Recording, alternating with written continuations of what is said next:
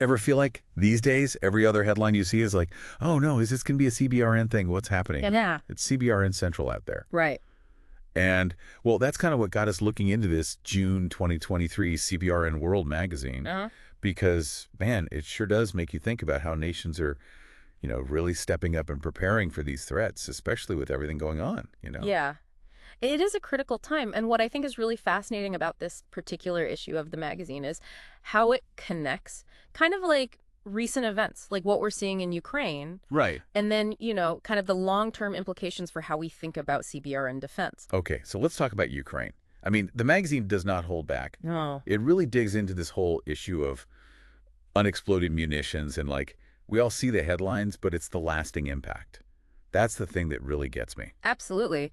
They draw this really chilling parallel to, the 1999 Nato bombing of that Pančevo petrochemical complex in Kosovo. Yeah. They're still finding vinyl chloride there, It was scary. which has been in the news a lot lately. Right. Yeah. So just the long-term health and environmental consequences, like think about those communities who have to live with that legacy. Yeah, it's a reminder that these CBRN threats, I mean, this isn't just like hypothetical, what if scenarios. Right. This has a real human cost that echoes Absolutely. for generations.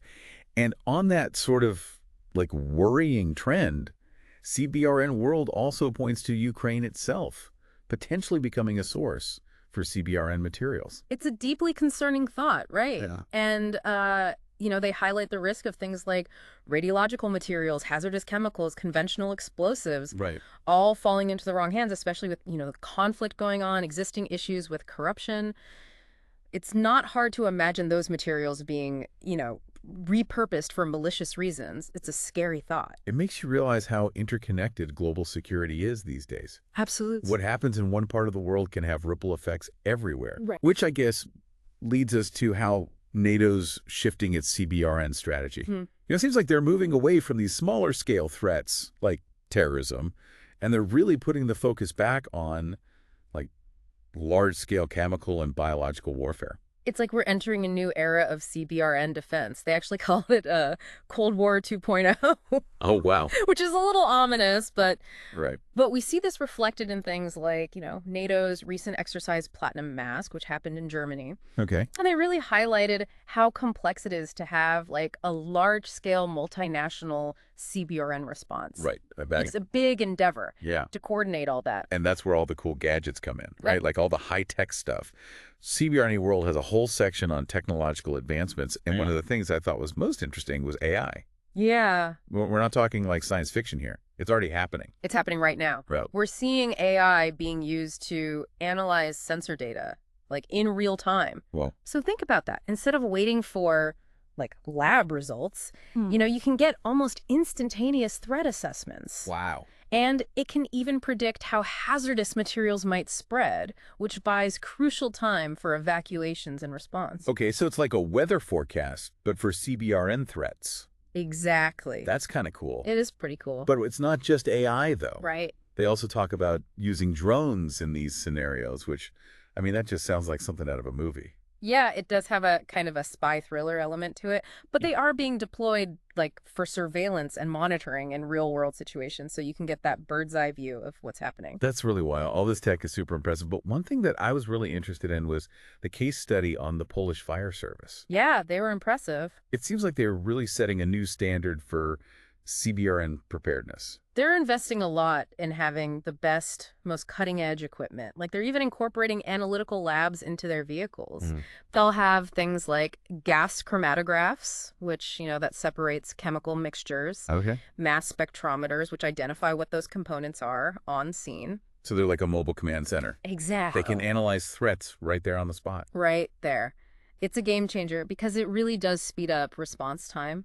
I bet. And it also highlights something that the magazine emphasizes, which is the importance of interagency cooperation, Oh, right. because they don't work in isolation. Right. The Polish fire service works really closely with the police and the health services to make sure that they've got a coordinated response, which is essential. Yeah, definitely. It makes you wonder, though, with all this high-tech gear and all the training in the world, what role is there for the human element in all of this? Well, the human element is still very much a part of it. Okay. They have this fascinating segment on military working dogs, the MWDs. Yeah. They're the ones that are often on the front lines of CBRN detection, sniffing things out. Right. And protecting them is really important. And they actually talk about some of the research going into, canine-specific PPE. Like doggy hazmat suits. Basically, which is adorable. Yeah. But essential. And then on the human side, simulation training is becoming really important. Right. Companies like Argon Electronics are doing a lot of work in this field.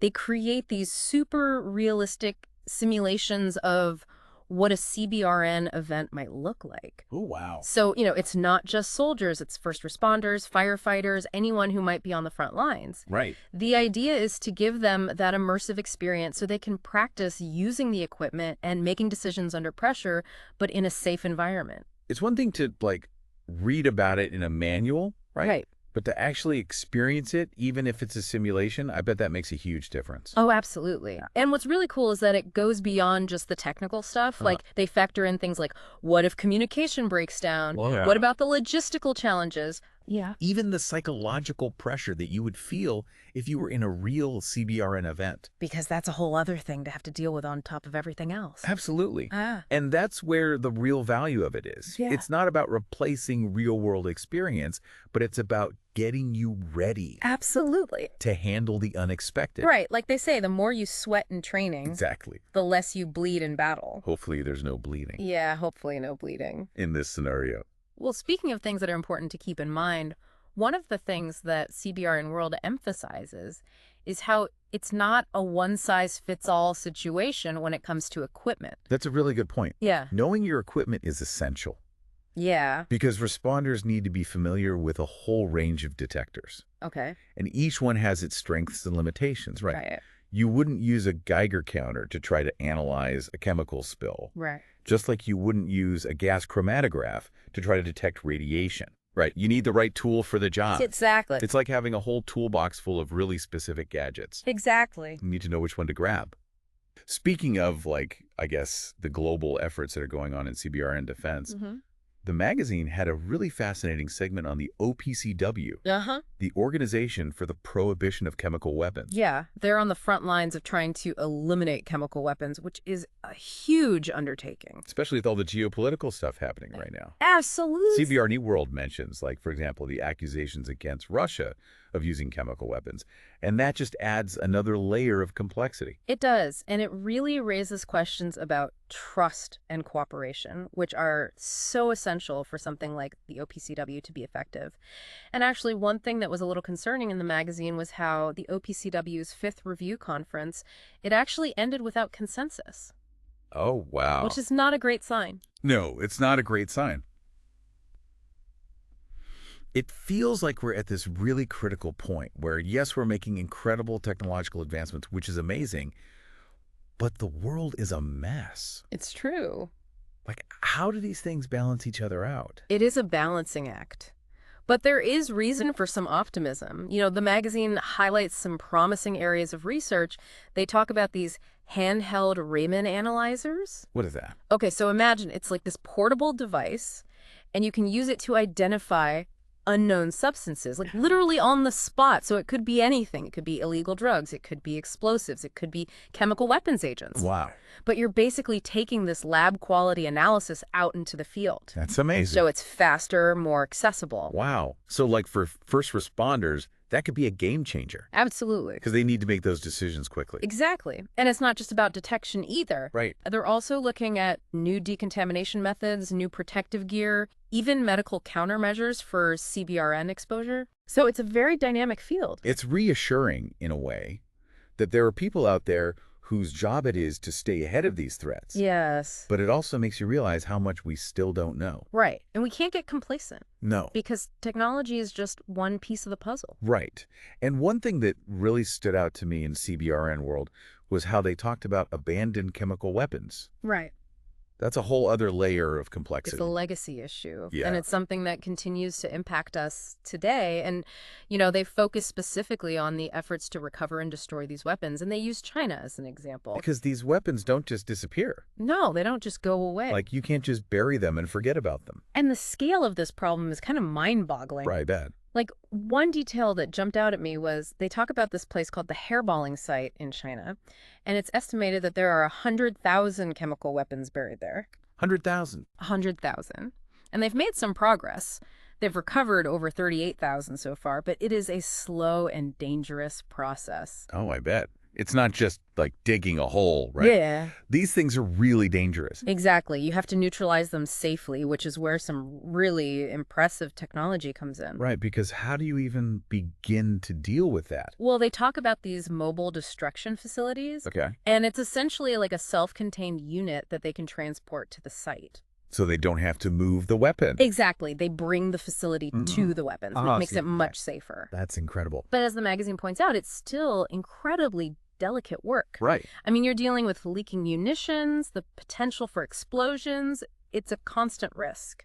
It's a good reminder that this is a global problem, and it requires a global response. It does. And CBRN World talks about how China and Japan are actually working together to address this. They're trying to clean up this shared history, which I think is great. Yeah.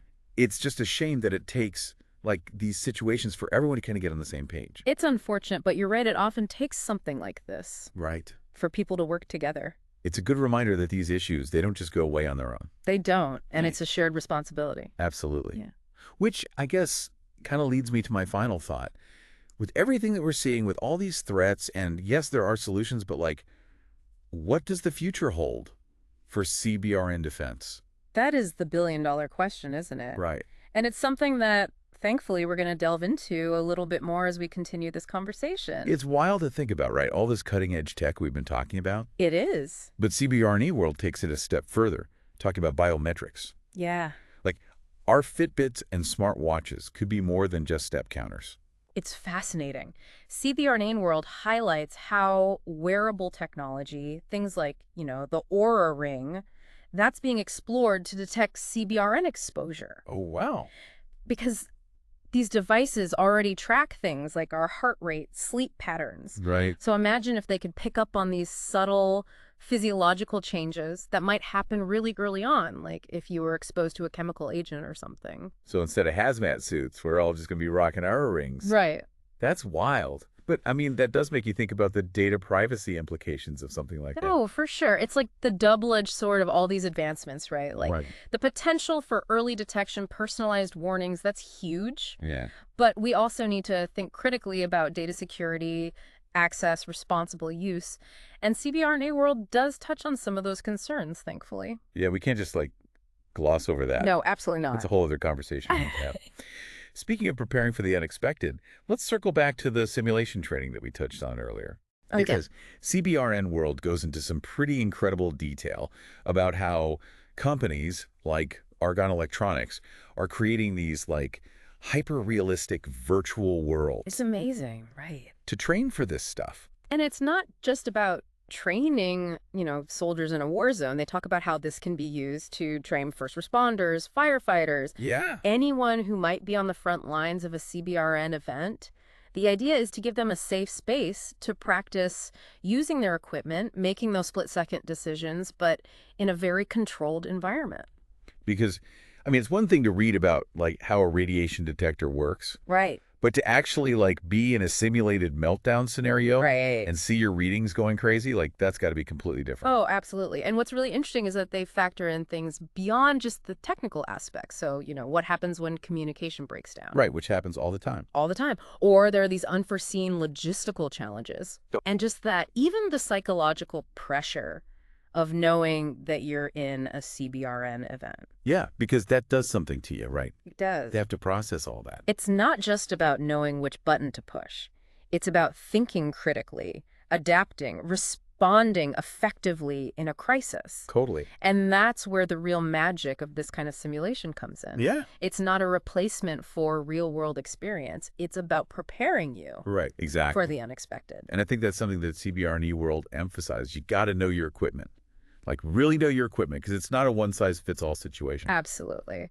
Responders, they need to be familiar with a whole range of detectors. Right. Because they all have their own little quirks. Right, like strength, limitations, all that. Exactly. You wouldn't, like I said, use a Geiger counter to analyze a chemical spill, just like you wouldn't use a gas chromatograph to try to, detect radiation. It's like having that toolbox Right, exactly. full of all the different gadgets. You got to know which one to grab. You got to know when to use the sonic screwdriver versus the plasma rifle. Exactly. But speaking of, like, global efforts in CBRN defense, I found the magazine's piece on the OPCW really fascinating.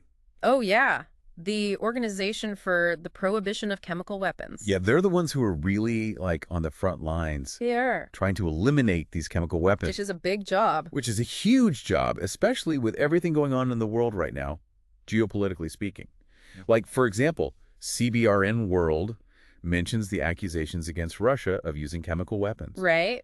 And, I mean, that complicates things. It really does, because it raises all these questions about trust and cooperation. Right. Which are absolutely essential for something like the OPCW to actually be effective.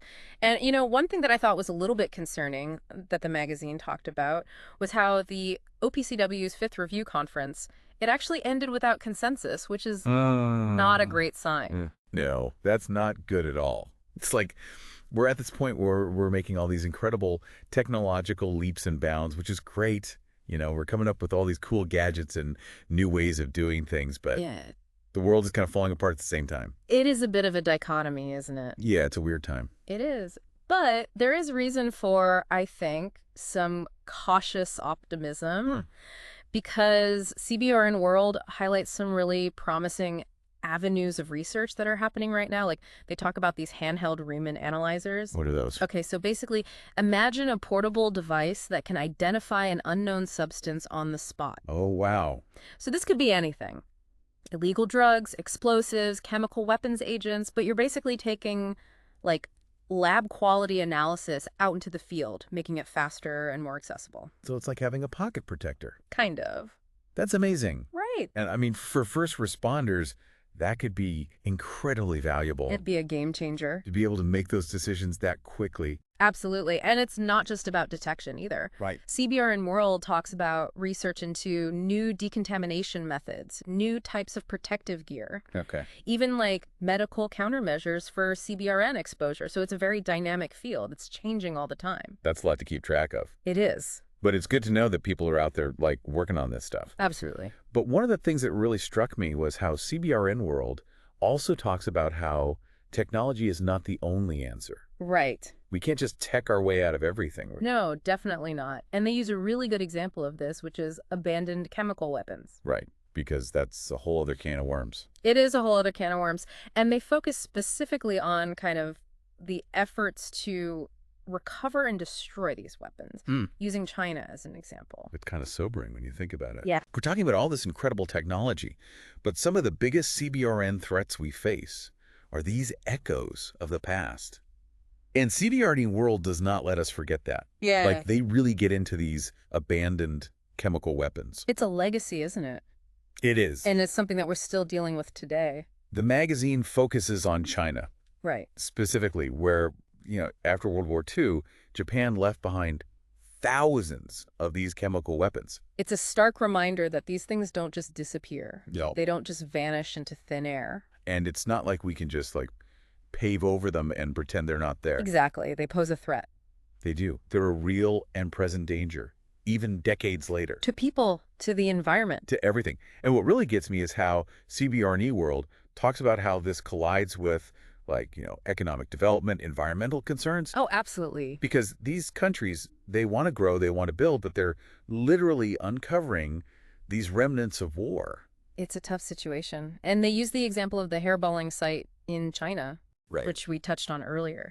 They estimate that there are something like 100,000 chemical weapons buried there. It's mind-boggling. It's a huge number. And they've made progress. Like you said, they've recovered a bunch, but it's slow, it's dangerous. It is incredibly dangerous. And you can't just, bring in a backhoe and start digging. Yo. These things are volatile. So how do they even begin to deal with this? Well, CBRNe World highlights the use of these mobile destruction facilities. Okay, so what are we talking about? So imagine it's basically a self-contained unit, Okay. almost like a mobile lab, that they can bring to the site. Oh, wow. So instead of trying to transport these incredibly dangerous weapons, they bring the facility to the weapons. Which makes so much more sense. It's much safer that way. Right. Imagine, like, trying to load a truck full of these things. Oh, the things that could go wrong. So it's like a controlled demolition, but for chemical weapons. Essentially, yes.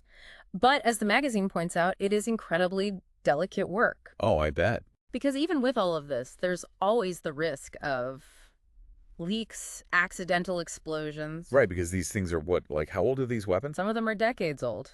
So who knows what kind of state they're in? And they're very unstable. So the people who do this work, I mean, they are incredibly brave. They really are. Because they're literally dismantling the ghosts of wars past. Yeah. It's this really stark reminder that the impact of conflict, I mean, it can echo for generations. It really can. And this is why international collaboration is so important. CBRNe World actually talks about how China and Japan are now working together to try to address this shared legacy. Well, they did kind of create the problem together, right? Right, so it makes sense that they would work together to solve it. It gives you a little bit of hope that, maybe, just maybe, Yeah. we can overcome some of these challenges. It's just a shame that it often takes these kinds of really extreme situations to get people to cooperate. It's true. It often takes a crisis to bring people together. But we've seen that it can be done. We have. And I think that's maybe the biggest takeaway from this whole deep dive into the world of CBRN threats. It's messy. It's incredibly complex. It's constantly changing. We've got all this amazing technology, but then we're still dealing with these things from the past. It's a balancing act. It really is. Right. But one thing is for sure, we can't ignore it. No. We have to stay informed, stay curious, and, maybe get ourselves one of those cool raman analyzers. Right. They look pretty slick. I know. That's going to be my new gadget. Well, that brings us to the end of our CBRN deep dive. Thanks for exploring this fascinating, albeit slightly terrifying world with us. Thanks for having me. It's been great talking about all this with you. Until next time, stay safe out there.